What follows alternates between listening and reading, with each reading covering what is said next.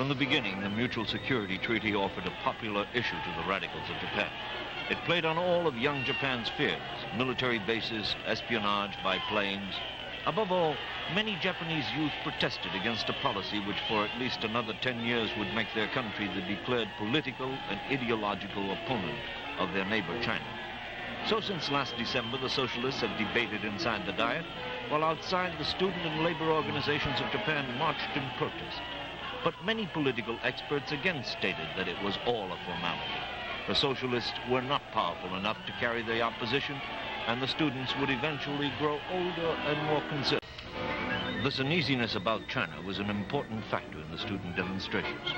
The demonstrations continued generally nonviolent. It was only in early May that they began to pose a problem to public order. By then, the U-2 plane had been shot down. The Paris summit had produced nothing but a deeper chill in the Cold War. President Eisenhower had been told he could not visit Moscow. A series of events which young Japanese saw as signs of danger towards themselves. Their government, led by the unpopular, if effective, Mr. Kishi, planned to pass the security treaty so that it would be fully ratified when President Eisenhower arrived on his long-planned visit. But the cold wind blowing out of Moscow after Paris seemed to indicate to most Japanese that this was neither the time to provoke communism by ratifying a treaty with its leading opponent, and perhaps not even the time to play host to the leader of that opposition, our president. When the demonstrations failed to make a political impression on the government, on May the 19th, the socialist deputies staged a riot in the Diet itself, and they tried to prevent the speaker from opening the session.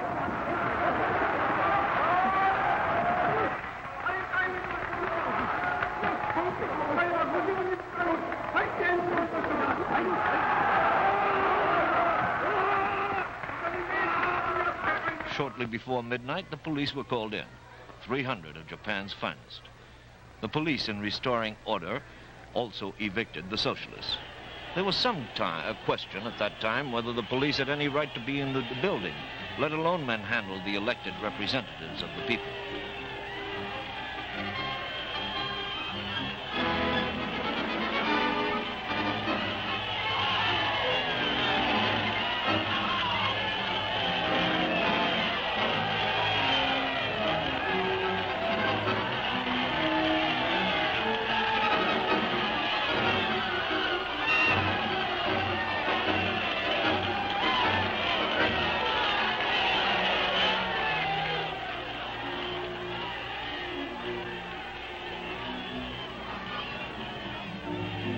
Then, while the socialists were out of the hall, Mr. Kishi proceeded to ratify the security treaty with the United States. He had more than the required majority. The socialists are a very small party. It was a brief moment of political success for Mr. Kishi and his conservative party, except that it seemed to...